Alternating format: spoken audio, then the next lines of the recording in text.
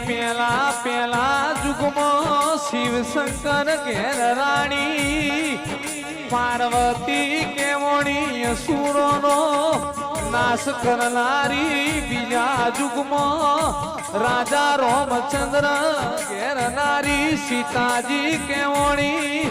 ત્રીજા જુગમાં પાંચ પાંડવ ઘેર નારી દ્રૌપદી કેવણી ચોથા જુગે